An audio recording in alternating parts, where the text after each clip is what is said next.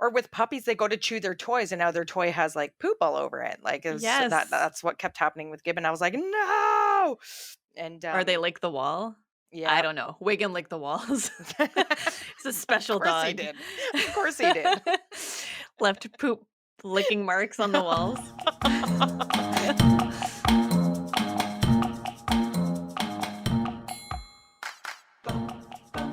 Welcome to Let's Boop Snoots. Let's boop the snoots. I'm Haidushka, better known as Heidi. I'm Vero, also known as Vero. Veronique. Veronique. Veronique. So, on today's episode, we are going to be talking about the most common complained about behaviors in dogs and how to manage them. And then in the second half of the episode, we are going to talk about body language, doggy body language. Body Yes. language. There's a lot to know there, and it's kind of it's hard to talk about on a show because it'd be awesome if you could like watch videos and then like sort of debrief them, almost Yes. like a play by play, like a football like play. Be like, so here, like we could circle on the screen. Here you see the ears moving, and here you see the blah blah blah. The But tail. yeah, exactly. But I'm actually watching a series on Disney Plus called Dog Impossible. And this trainer works with aggressive dogs. And you can really see the body language of the dogs. And he actually points them out. I was gonna And say, he's does he very break it good at down for you? predicting. Yeah, he breaks it down. And then he's like, okay, like frozen, eyes are back, ears are back, and he's going to bite anytime now. And the dog bites. But something like those are obvious ones, but there's other ones that are a little bit less obvious. But anyways, we'll get to there. We'll get there. We will We'll get. talk about it. So some of the common behaviors that we decided to choose to talk about in this episode, like that people they get their dog, they do their training or whatever, and then there's just certain things that they can't break or certain things that are happening and they don't understand why. And Yes. so the ones that we chose to talk about today are numero one, poop eating. Number two, fear. So like of different, there's lots to talk about there. Accidents in the house, pees and poops in the house, and how to stop that. Biting, and then barking. And then the last one, the runaway, or as I like to call the door dash, like when they just take off and you have to be careful every time you're. Yes. When you open the door. All right. Let's start with the nasty one, Yes. the eating the poop. Eating of the poop. Sometimes eating the poop, or I've actually read online, it's called dine on dung. Gross. Also known as dine on dung. Sometimes it's normal when mothers eat their puppy's feces, sometimes to clean it up during the first couple of weeks. That is normal. And as a puppy, sometimes they eat their own poop or others' poop. And that's a behavior that should disappear within a few months. Now, my dog Wiggum, he was a dine on dung doggo. He did not do it as a puppy. It started when he was around 5 or 6, which is actually around when he started having like that smell, like his skin issues. Okay. So looking back now, it's probably something with his nutrition. Mhm. So there's potential health issues on why your dog would be eating poop, like they might have parasites, diet deficiencies in nutrients or calories. Maybe they don't absorb food well enough. And then there's also diabetes, Cushing's syndrome, which also makes you hungry. Thyroid disease, and you see that in humans too. When you have hyperthyroidism, you're always hungry. So those are all things that might increase the dog's appetite, and also drugs such as steroids. Most common reasons why a dog would eat poop: they're bored, they're alone, anxiety. So if your dog has had some harsh training, they would eat their own poop to get rid of the evidence. So if they had an accident in the house, they would just eat it so that you wouldn't see it when you get home. If I eat it, they won't see. They might smell it on my breath though, but Yes. Oh my God. yeah. They might also be looking for attention. So if you do get home and you see your dog do it or they do it in the yard, don't overreact. That's what they're looking for. And also, it might smell, and this I never actually thought of. I knew that a mother dog eating their puppy's feces was normal, but I never thought that maybe they would associate it with their mom's smell when Oh. they're a puppy. It smells like her breath. Oh. Mhm. Interesting. Yes. And like I said, maybe there's something missing in their diet. Yeah, it could make them very sick though. Like I remember talking with people about this in vets and stuff like that. So it is like a dangerous behavior that you definitely want to manage. You don't want them eating poop like constantly for whatever reason. Like it's if they're eating it, like you either got to correct the behavior or figure out why, like for all the reasons Yeah. that Vero just mentioned. Yes. So you might need to give your dog some enzymes to help them digest and absorb their food. I read about, and I didn't try this on Wiggum, but apparently if you give them meat tenderizer like on their food, when it comes out, it doesn't taste good. Oh. I was kind of worried that it might do something to his health, Hmm. but or you might have to add some vitamins to your dog's Yeah. diet.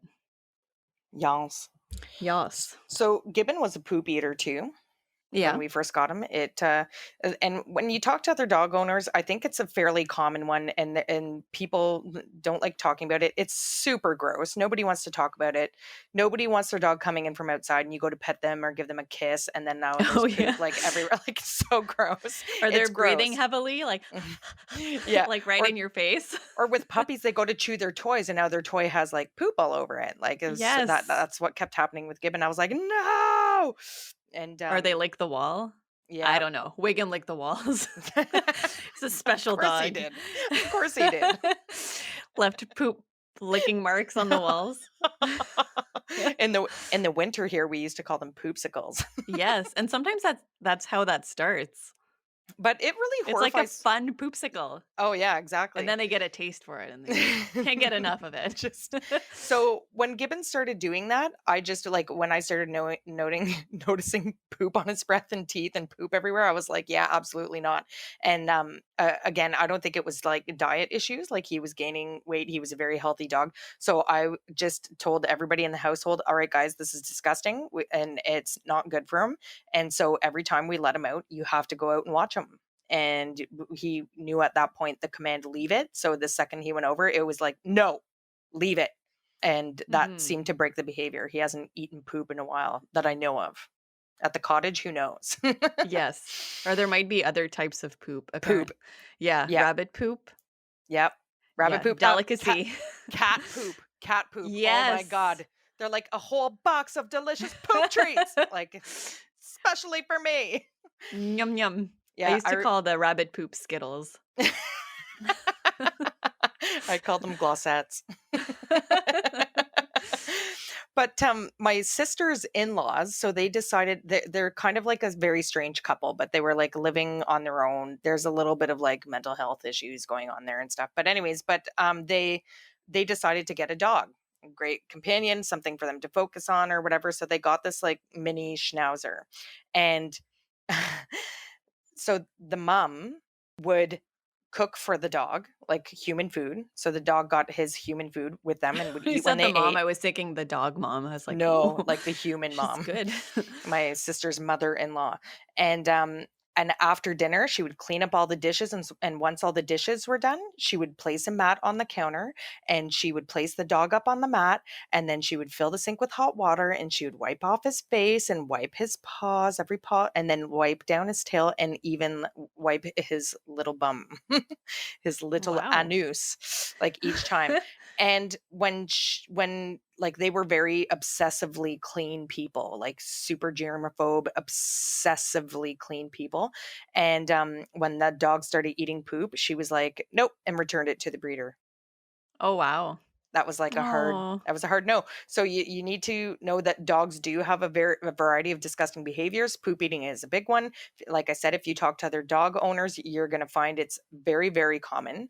So if it's something that that is a hard stop for you, then I would either monitor it right from the beginning so that that's not a Yes. behavior that you have to tolerate, or don't get a dog Yeah. because they're poop eaters. There, Yeah. a lot of them. Yeah. I think there's breeds that might be more prone to that though. You think? Um, I don't Like know about breed that. Yeah, I don't know. You think breeds that are more trainable with food compared to dogs that are more that don't really care about treats might be less prone to Yeah, poop I'm not eating? sure. Yeah, I'm not sure because Because the reasons for it doesn't indicate that that would make a difference, but yeah, it could be like if they're more food obsessed. You think they might be more yeah, prone to poop eating? yeah. Possibly, Hmm. possibly, possibly. All right, should we move on to the next one? So the next one is fear. Ah! So there's lots of different reasons that dogs are afraid of things. Like a lot of the most common ones that you hear people talking about are fireworks, thunderstorms. Some people say like, the mailman or dudes with beards and hats and stuff. That one I don't quite get, but it is a common one, like a It common is, fear. yeah. Like people always talk about that. I'm not sure why that is, but And anyways, in the show that I'm watching, this guy, when he approaches the dog or comes into the owner's house, he says it himself, like, "I'm gonna take off my hat, mhm. so I Oh don't seem really? as scary." Yeah. Oh, I wonder what it is Yeah. with hats, 'cause I wonder, like, cause ladies wear, like, super huge hats sometimes too, like, like the super wide, like, brimmed Yes. hats. Like, I wonder, and I don't know, but maybe it's like the whole voice thing again too. So Could the most be. common things that dogs are afraid of, like I said, are those things, certain sounds. And again, like the fireworks. I was telling Vero a little earlier that my friend Michelle with her dog Nikita was super afraid of skateboards. Like that's very Yeah. random. Very random. Cars that drive by, if a motorcycle drives by. So what I will say is the best thing to do with your dog to avoid these fears of different things is to expose them to a variety of different sounds. So if especially like so let's say you're getting a dog and you live in the downtown area. I would from day 1 start taking your dog outside and be calm. Like just walk around, and if they're afraid of something, don't pay any attention to it. Don't humanize them when it comes to Yeah. fear. So Be like, here's "Oh, it's another. okay." Yeah, it's okay. Like a big, let's say a big motorcycle goes by and the dog freaks out and is like clawing at you and everything like that. Don't be like, oh, poor baby, and like pet them and scratch their face and oh, because you're rewarding a behavior that you don't want. Yes. So you either don't acknowledge at all, or you correct the behavior like a no. And then they learn that you're their lead and that if you're not afraid, there's no reason for them to be afraid. So if you're like, "Oh, ah," or you're afraid of something, the chances are that the dog's going to pick up on that because they're very sensitive to even like human behavior. Yeah. So They are. if the door opens and I scream because somebody's coming in, they're going to be very anxious as well and stuff like that. Although Mhm. this is a very neat story too, or they might be protective of you. I was going to babysit, or no, what was it? I was going to pick up Molly, my friend's dog, to dog sit for them. And I forget why I had Becky with me. But anyways, so I was going up to my friend Mark's house and I always go in through their backyard, through their back door. So I open up the door and I expected Molly to be inside, but his daughter had come home and opened this. I think I tell this story on the show already? I may No. have. But anyways, when I opened the door to the backyard, I didn't expect to see Molly there. And Molly loves me and gets excited when I come over. And so Molly jumped and it scared me. So I screamed and Becky grabbed her by the throat and pinned her to the ground. Oh, Becky. I know. And I didn't like, and I was like, no, no, no, like it's okay. Everybody's happy. Like, but at the same time, it like that was sort of like almost like she didn't hurt Molly. She just like Molly scared me and Becky reacted the way she did in that situation. And if anything, it was probably a good thing because, she's being protective of me. But anyways, um, yeah, fear. You don't want to humanize them. You don't want to reward a bad behavior. And you have to be mindful of your lifestyle and what the dog is potentially going to be exposed to. If you work if you're getting a dog and you live close to a farm or you live on a farm, you want to expose them to the animals around the farm. You don't want them being Yes. afraid of the tractor when it starts up.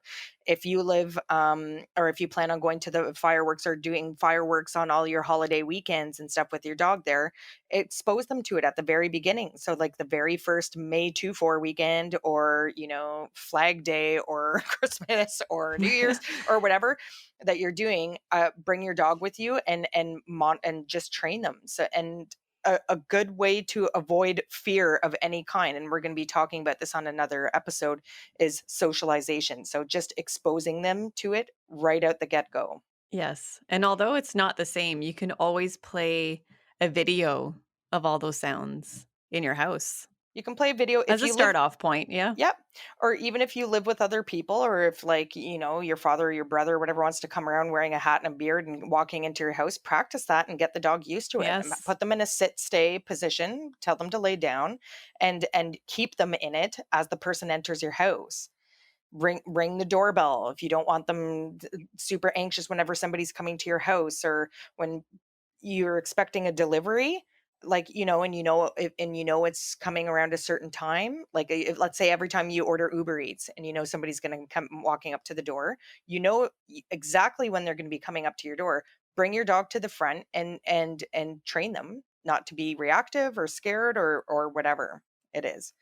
So, I will say that right out the get-go. Now we're talking about puppies and exposing them right at the beginning. If you do a rescue and they have fears to certain behaviors, again, work with them within their behaviors. Like, if you, like you said, you have a sit stay, you have a lay down, if you have a place, and I think we talked about place.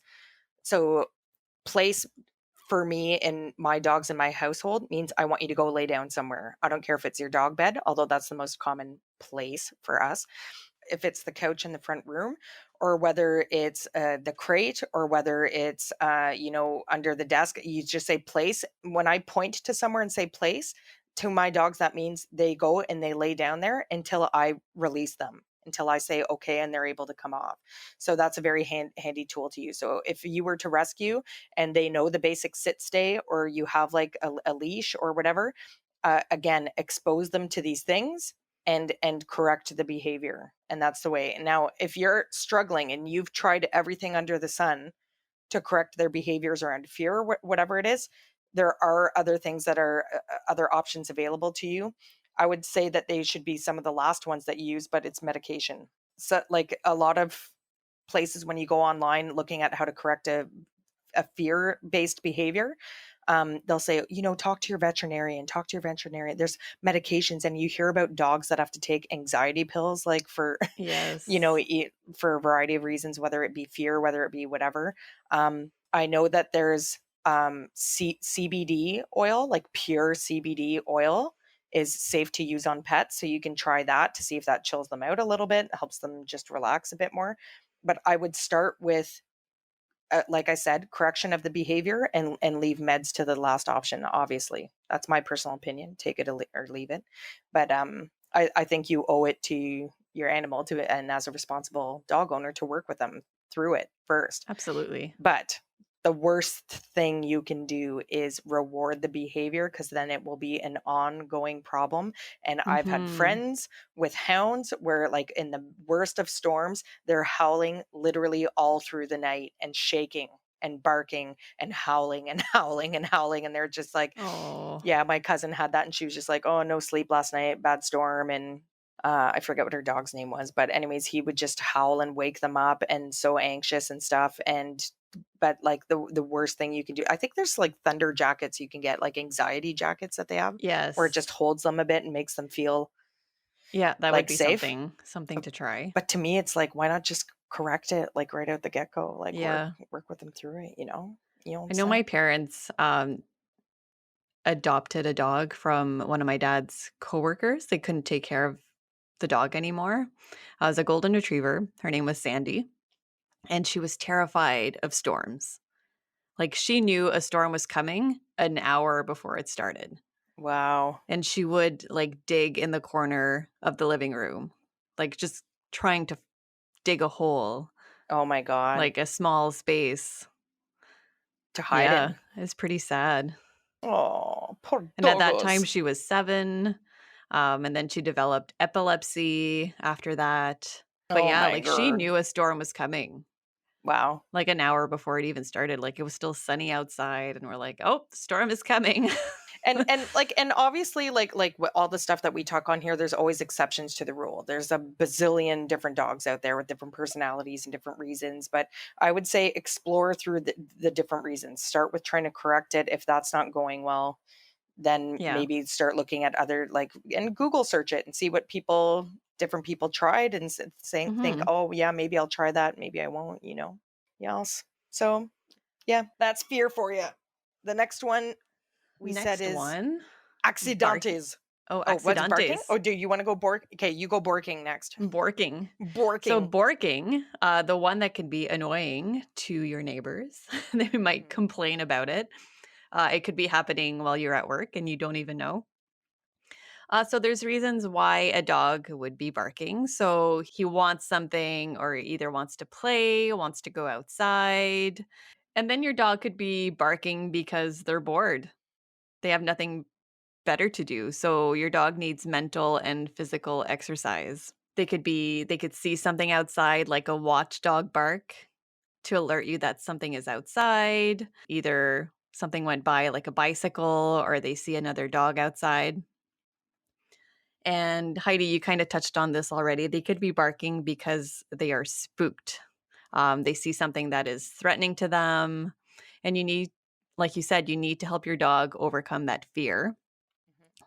And it is not by comforting your dog because that comfort, that Is reward. affection is like a reward. It becomes positive reinforcement.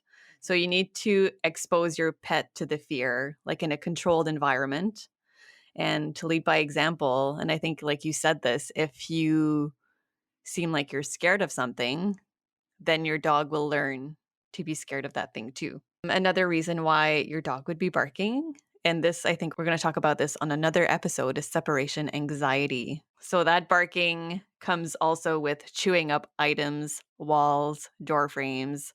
It's running around the house, barking. I find barking is one of those, like, it's not a black or white issue, right? Like, it's just like Yeah. an example of this is like my husband is a teacher, so he works in an environment with kids every day where they're yelling, they're screaming, there's like a lot of noise. It's a very noisy environment, whereas I work in a very quiet environment. So I'm using this sort of like as an example. When we sit at the table and my kids are yelling and screaming at each other, I can't tolerate it. I'm like, guys, stop, not at the dinner table, like quiet down. Like, when they were younger and stuff, and like, if they start goofing around and horsing around, I had a way lower tolerance for it than my husband did.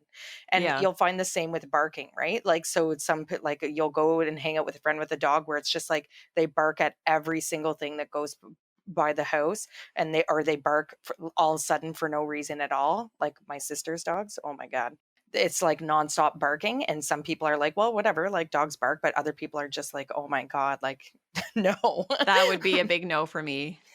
and I could not have a yapper. and there's the I'm okay with a bark to alert that, yeah, there's somebody Oh, going by. yeah, So for sure. if they go like bark once, but if they're like "Ruff, ruff, ruff, ruff, ruff, ruff, ruff, ruff, ruff, ruff, ruff, ruff," like nonstop, to me it's important that my dogs listen. So if they're barking like that, then I say like hey or no, and then they stop. But if they don't Yes. stop and they bark right through and they're not respecting, again, like, your command, then you need to work on it.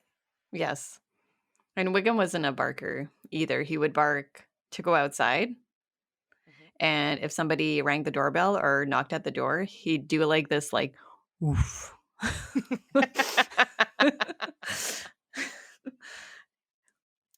Oof. You're See, like when my it's doorbell like, rings, "Did they he bark. bark?" Like, Gibbon barks and runs to the front door and then sits. 'Cause Becky That's just good. doesn't care. Becky totally doesn't care. Like, she just will lay down and be like, "Yeah, whatever," unless she hears my Whatever. dad's voice, and then it's like, "Oh my god, cottage time!" And then she barks like a maniac, and there's nothing I can do to control it because my dad's literally standing there going, "Who wants to go to the cottage? Who wants to go to the cottage? Who wants to go for a walk? Who wants to go for a walk?" And he's, like, encouraging it, and I can't. My dad, I can't train. The dogs have gone well. My dad, You need not you so need to much. throw your dad a bunker. I do. Just "Dad, whack him. no." Not a dish towel, though. Like, he's gonna get the actual No. newspaper right in the butt. But, yeah, barking is, it's different things to different people, right? Yes. But if it's a nuisance to you, ultimately you want your dog listening to you, Yeah. right? Yes. You can bark, but when I say shush la bouche, it's time to be quiet. Yes. Oh yeah, so what can you do to correct barking? We talked about it earlier, We did. or like on another episode. Vero made a prototype. Are you guys ready for this? Yep. A can monster. The can monster. Can monster. So I I don't know where I got that um the title from, Mhm. but when I had Wiggum, Wiggum was a counter surfer. So what I did, and I think I read about it in like I don't know if it's Labrador Retrievers for Dummies or something, or I read it online. You put coins in a can, and when your does something like a behavior that you don't want, you shake the can, it creates a loud noise and it just startles them. And barking, I think people use it fairly often, frequently for Yes. barking. You Yes. shake the can like super loud, so they're like, "Whoa, whoa, whoa!" and it stops, and they're like, "What the heck was that?" Or Yeah, I like heard it it either. called penny bottle also. Okay, yeah, Mhm. but yeah, like so, yeah, either correct it, and you can use a variety of different things, such as can monster, or again, leash. Leash is a good communication Mhm. tool. Yes. Specific kinds of leashes, Yes. but And have that word like I know you go like yeah, I do. Uh, uh, uh. that they know. They Yeah. know that's a no. Yes, it's a no-no. Stop the borking. A big Please, for the no-no. love of God, stop the borking. All right, was I going to talk about accidents next? Accidents. Accidents, house accidents. So, when I got Becky, and this was pre my experienced dog training days, she kept peeing in her house in the same spot in my Mhm. son's room. My son, who was playing with her all day, and I heard about this before, and I don't know like where I heard it from, but I've seen it in a variety of different places. Is that they'll often go and like have their accident, and the person that pays them like the most attention in their space. Why I is that? I don't know that. I don't know. I don't know if it's a comfort thing or like or maybe like Maddox wasn't a dominant, so maybe that's the safest place for her to go because he was so young at the time. Like my younger son Yeah. Maddox was like 3 years old, right? And loved playing with her, would throw the ball with her, would pet her, would spend all his time with her, but never corrected her because he's like 3, right? So she's like, I'm gonna go pee in Maddox's room. He won't mind. He loves me. He like pets me. Maybe that's what it was. I don't know. But every day she was peeing. I didn't know what to do. I'm cleaning his room constantly. I had professional cleaners in, and it was getting to the point where I said to my husband, like, I don't know if I can do this much longer. She's just going to ruin our house. And I tried rubbing her nose in it and throwing her outside. I caught her like mid act one time and literally grabbed her by the scruff of the neck and took her outside and was like, no, like outside, and like left her out there for like, an hour. And it just still kept reoccurring. And then it wasn't until somebody told me, and this was the good way to handle it, and it's sort of what you do with a puppy too, like as we mentioned in one of our training episodes, is you have to take them outside, you have to stay with them, you have to have food on board, and you have to reward the pee behavior. So when to go outside with her, and this is what we had to do, and it's super time consuming. When you have a young family, you just want to be able to, you just want the dogs to do what you want them to do. But if you're not willing to Mhm. put in the work, you're not going to get the behavior that you want. So I was just like, I remember another a friend of the family's whose wife was a professional dog trainer. He said, Heidi, the only way to do it is you have to go outside, you have to wait for her to go, and you have to reward the behavior. That's the only way. You have to Yeah. do it. He's like, I know it sucks and I know it's time consuming. So that's what I did with her, and no more pee accidents in the house. But having said that, there's a variety of different reasons why you might get an accident in your house. Again, like some of the other behaviors that we mentioned, fear. So if nobody's home and there's a big storm and your dog's scared poopless of like thunderstorms, you may come home to an accident because A they thunder poop. a thunder poop, a thunder pee, thunder poop with showers. Anyways, It also could be something wrong with their health. So it could be that they have a UTI. So if you like you have a dog and you've been accident free for a while now, all of a sudden every day you're coming home and there's urine on your floors, you may want to take them to the vet and check it out. Try to get a sample in there because it could be Yes. that they have a UTI and that's what's bothering them. They're a friend of mine got a golden retriever puppy and she was just telling me about this on the weekend. They were trying to train him and stuff, and then all of a sudden he started, she called it dribbling, so he was literally a constant leak, and he would walk up the hall and there would be drip drip drip drip drip drip drip behind him, and they were just like, what the heck, like what is going on here? And they just like couldn't figure it out, and they were trying to take him outside, make him like, they're like, is it just that he's not emptying his bladder fully, like what the heck's going on here? When they took him to the vet, it turned out he had a massively inflamed kidney, and then the other one was normal, but the ureter was not attached to the normal kidney. So he required like a major surgery that cost them, I'm sure, a cajillion dollars, but he was fine ever since. Like, so you just have to think like when if you're Yes, and noticing be something out of the patient. normal, and yeah, and be patient with them, like don't go come home and punish them right away, maybe because you don't know whether it's like a UTI or not. You like, if it keeps happening, Mhm. then be like, okay, what the heck, because like um I've heard stories of where, like, you come home and the dog just looks so guilty at the front door, right? Like, and when you come in, you're just like, oh God, they've got like the guilty face Yeah. on, like, oh my God. And then like you find the accident and you're just like, what the heck? And then they're just like, oh God, she knows. Like, and they're worried Aw. about being punished because they know that they're not supposed to, right? So like if that's happening, it's got like, if you have a perfectly trained dog and all of a sudden you're getting accidents out of nowhere, I would tend to think that it's either a fear-based thing, something happened when you weren't there, or it's a health issue of some kind. Yes, So, but agreed. before you go correcting and like zapping or leashing or can monstering, think Ooh, about why this might be happening. But in terms of a dog that is continuously going inside the house, like yeah, you have to put in the training. You have to take them out and reward the behavior every time. Take them out, reward. yes. Take them out, reward. Peep, and then attach the word to it. Peepees, peepees. When I let my dogs out at night, I said this before, and they're taking their sweet time, I say, "Hey, peepees," and then they go peepees, and time to go back in, and everybody goes to bed. So, Yes. and that's what you want, right? If my dogs at this point in time started having accidents in the house, I would know it was a health issue because I've had no accidents in years Yeah.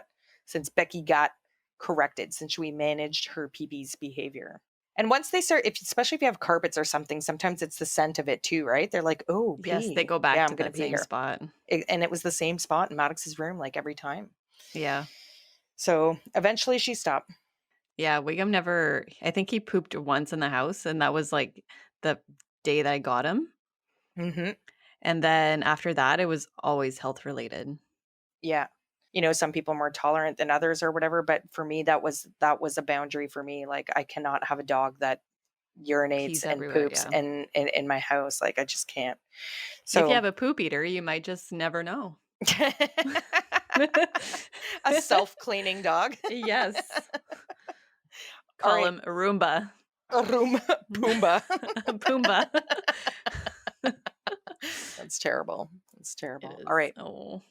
What you got next there, Next, girl? biting. Mm, That's a big one. yep. Barking is annoying, Yep. biting is ouchy. It's ouchy and troublesome, Yes. potentially costly. Yes.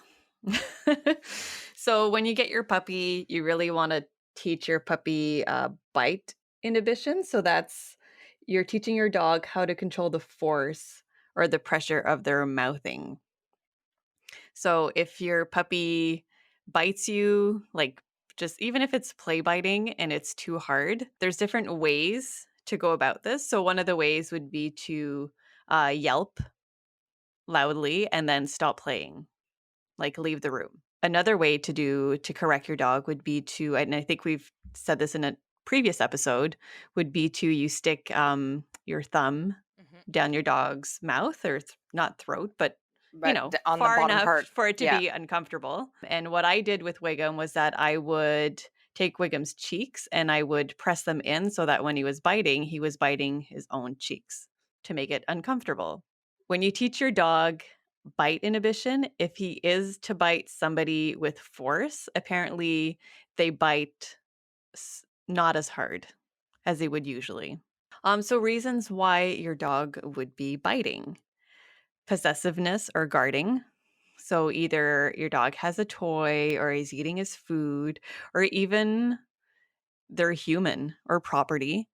We've seen that, like people approaching dogs, like their food bowl, and then they bite out of possessiveness. Hmm. So when you get your puppy, make sure that you play in their food just to show them like it's okay, like you're not taking it away. Take some food in your hand, feed it to your puppy. And also teaching your dog wait for their food. So you want your dog to sit, and as you're putting the food bowl down, you want your dog to remain in that sit until you tell them that it's okay to eat. And like I said, make sure to play in the food bowl. I think that's important, Yeah. especially like when you're getting a puppy. I know I did that with Wiggum. And I did that when we had a puppy with my parents, we also did that. And we never had any issues um, like taking food away. I just want to clarify it just for people who may not know.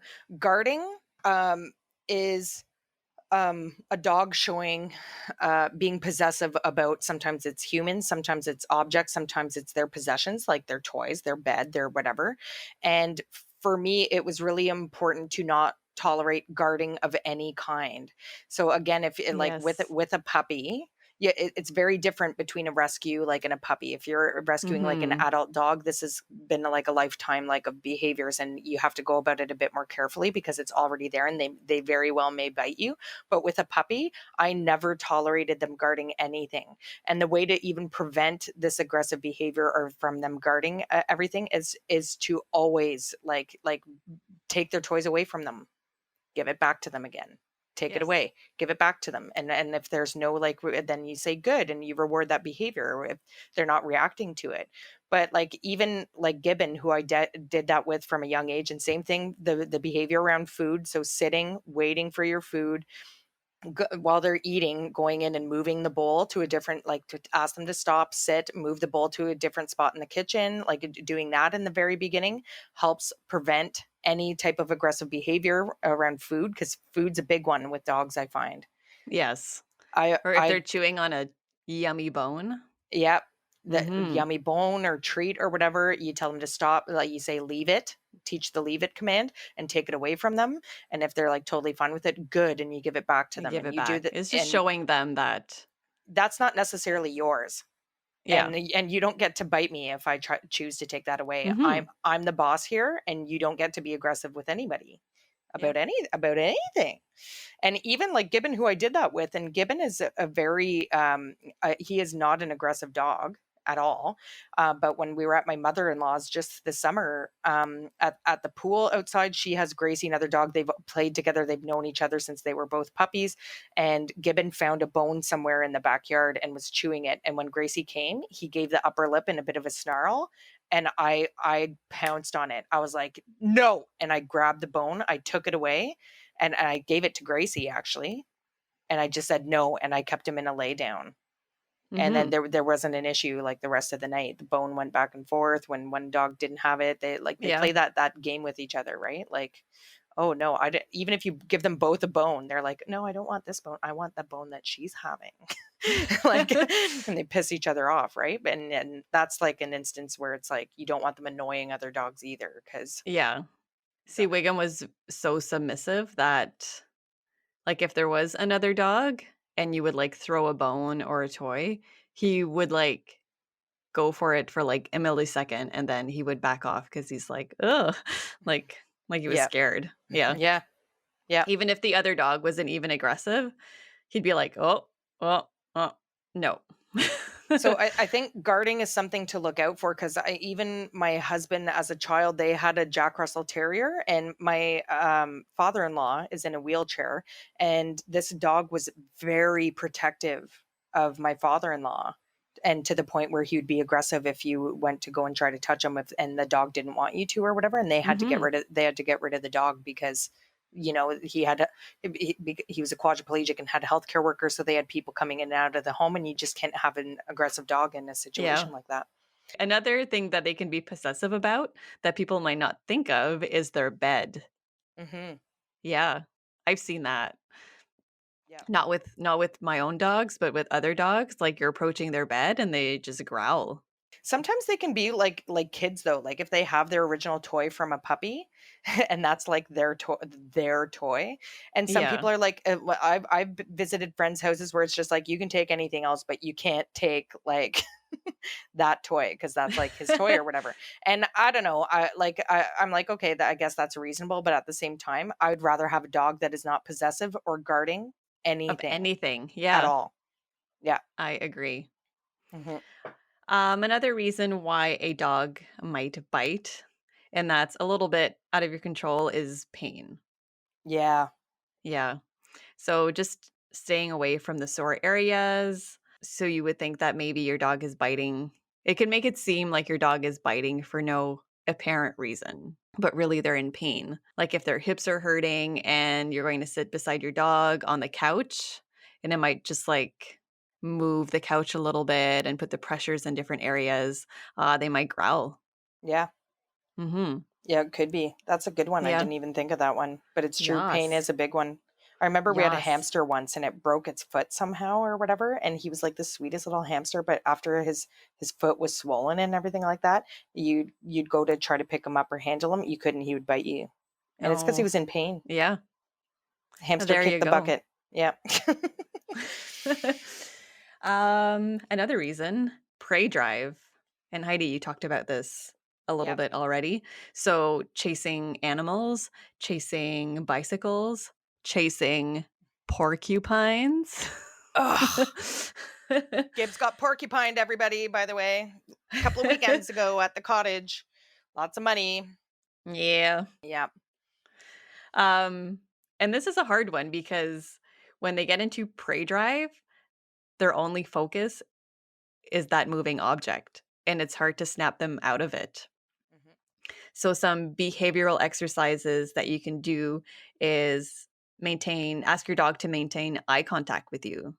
mhm, So say your dog's name, move your arms. And Heidi, you mentioned this earlier while we were together. Put some treats in your hands and say, I don't know, Gibbon.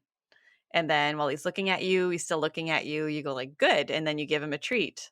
And then again, you hold the treats out wide apart, like do your whole arm span length and with a treat in each hand because he's going to be looking at the food. But that teaches yes, him to focus on you when you're talking to him. So I taught the look at me command. So when I can say to Gibbon, look at me, and as soon as he looks at me, he gets the reward.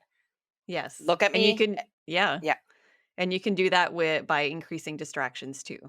Yeah. Another thing that I read online that you could do is put your dog on a very long leash and go to the park and let them walk around.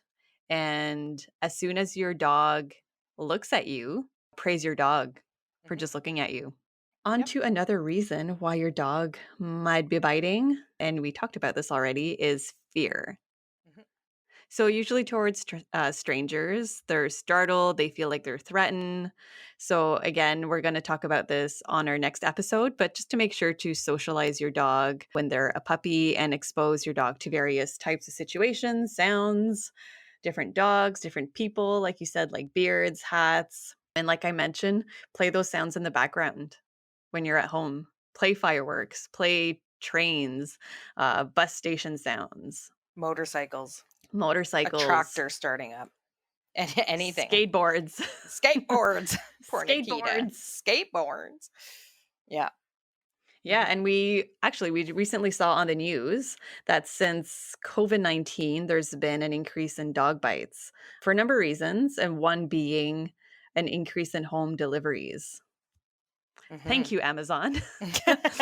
So this is like you said, it's like the mailman Mhm. showing up at your door and your dog is outside and either they don't see the dog, but your dog just charges at them and bites them. What surprised me was my sister used to work for the mail company here in the city, and when as part of her training, and they give to each one of their delivery people is they give them pepper spray for dogs.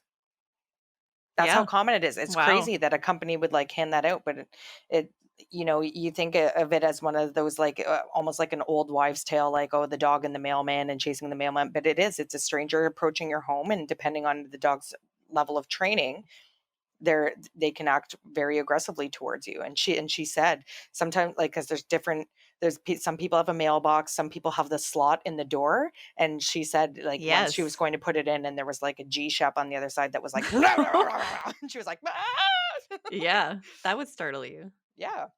You might have an accident. Yep. So essentially, they had a lawyer on the news to answer some questions, and the lawyer mentioned that under the Dog Owner Liability Act, the owner is responsible for their dog's actions. The owner is responsible for their dog's actions. Yep. Sometimes it can be actually I didn't know this, that it can be covered under homeowners insurance. I don't know if that was something new to you, Heidi, but I did It not know was. that. Yeah, I didn't know that either.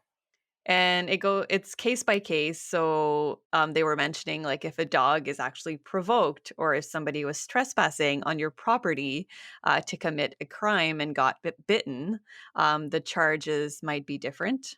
But all in all, it's the owner that's responsible Yeah. for the dog's actions. So train your dogs, people. Train your dogs. Yep. Yes. Yes. And if your dog bites, don't leave them out on the porch. Yeah, Yeah. exactly. If you like, Don't yeah, bring them to the dog park. nope, Don't don't, walk them off leash. nope. Yeah, exactly. Yeah, use your common sense. Use your common sense. Yes. All right. Anything else about the biting? No. Ang, ang, Okay. ang. So, the last one we were going to talk about is dogs running away, or as I like to call it, the door dash. So, um, dogs not having any recall.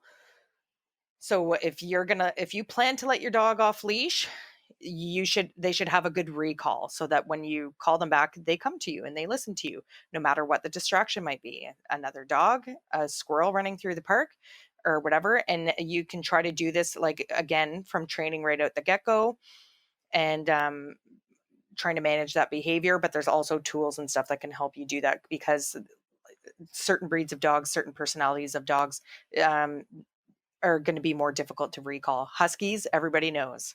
They are very Mhm. common for running away. They like to run away. Their instinct just kicks in and they just take off. They take off. Oh my God. I had a friend who had a husky, Yeah. and he was always like, it's like, "Oh, North ran away." It's like, Yeah. and Oh, then they yeah. would find him. Well, Matt's neighbors from back in the day, they had a husky named Big Mac. He was like this big fat husky. Oh. He was so cute. And he ran away and never came back. No. And you don't know, right? Like, what if they get hit by a car or they whatever? Yeah. The husky's instinct, I think, is like one of the most hyperdrived like instincts in dogs, I think. Like they all have that, right? But anyways, um so yeah, and I have tons of people who like you open the door and out goes the dog, and now you're chasing a dog around your neighborhood. And for the door dashes and runawayers, like I said, you start with your training at the get-go. Vero mentioned this one where it's like you want them attentive to you, so you go to the park with the long leash. I did this with Gibbs with a prong collar. So I attached his prong collar to a super long leash, and we'd go out and I'd let him wander off like as far as the leash would go. I think I got like a I can't even remember how long it was. It was like meters and meters long though, so he could be far away. And then I'd say, "Gibbon, come." And if he didn't do it, I'd say, "No." And then you apply pressure to the leash.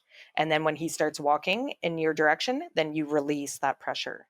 So you give him that Yes. uncomfortable feeling because he's not listening to you. As soon as he starts walking towards you, you release good. And that's when you say, "Good, good boy, good boy." And then again, if he gets distracted to sniff something else or a squirrel runs by, you say, "Gibbon, come." If he doesn't, "No." Gibbon, no. Apply pressure on the leash, and as soon as he starts doing what you want him to, walking towards you, "Good, good boy." And then when he gets to you, "Yay, good boy," and or I say treats, but for me it was hand fed dog food, so it was half of his portion of the Yeah. day, if you can remember, as we mentioned earlier. So his dog food, and I would hand feed him. Yay, good boy, good boy. So that's a good one. In terms of door dashing or running away or any of that, another big thing that I did with Gibbon, and I'm so glad I did it. And people think it's a stupid thing because it just seems so simple and trivial, but is thresholds. So Yes. thresholds is any type of door or area that they're crossing into. So let's say like you don't want your dog in the kitchen, while you're cooking. So that doorway is a threshold. Any doorway in can be a threshold. And going outside, any street crossing, any like area, anything, a gate that you need to open to get into the park is a threshold. So it starts right out at the crate. So when Gibbs was a puppy and I'd go to let him out in the morning, I would open the door. If he went to charge out, I would slam the door in his face. Nope. Wait, slowly open the door again. And if he tries to charge out again, nope, and slam the door in his face. And then he would sit there, and then I'd open the door. And then when he would sit there calmly and wait, I would use the word that I use for release, which in our household is okay. So I go, okay, and then let him out. And then again at the patio door, if he goes to charge, you open the door. And if he goes to charge out, no, close the door. Mhm. You go to open the door again. If he goes to charge out, no. And that and so now my dogs know, they sit calmly at the door when we go for a walk. And again, with exception of my father, when I go to take them for a walk, they hear me grab the leashes and they come up to my front door and they sit there, and I'm able to put on the leash without them jumping and barking or doing the tap dance, like you said, and like moving all over the place so that you're trying to wrestle the collars onto them. It just makes it such a chore to even go out what you have to do like every day, like go to the park. Yes. You don't want to be chasing your dog or wrestling them at the front door. So they come, they sit, I put their leashes on, and they sit there, and I open the door to outside and they're still sitting. And then when I say, and then I even step out the door first, and then I say, okay. And then they come with me. When we go to cross the street, they know you sit at the sidewalk, so that there's no cars or anything. And then I say, okay. And then we go and we walk across the street, and then our park is right Yes. across the street. So thresholds is such a big one to do. It is. And you practice, like I said, right out the get-go, have their, like when you're training in the beginning as a puppy, or if you're training even with a new dog, anytime like you're going to leave the home, don't let them charge out the door in front of you. And when you're coming back from the walk, same thing. When we come back, they know to sit their butts down on front of the door, and I go into the house first. And then I say, Yes. okay. And then they come in, and guess what? They sit down. I take off their leashes, and then they do get an actual treat. I have liver bites at the front door, and it's to give them a treat after like they Yeah. behaved so well. Okay, you've Oh, done I everything can't I wait to said. get my puppy. I know. I know, right? It's Have I said rewarding. that already?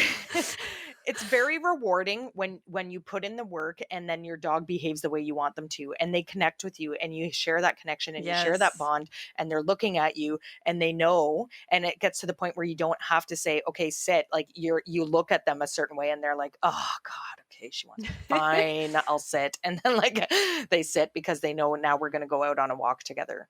Or now I get to go outside and sniff around. Or now I get to leave my crate and roam freely around the house. Yes. Thresholds, man. Thresholds are And I'll get there faster if I behave do what I'm supposed to if I do. do what she wants me to do. Yes. Exactly. Exactama. So I think that wraps it up for our most common behaviors episode. Yes. And we'll see you next week on Let's Boop Snoots. Let's boop snoots next week. Woof. Boop.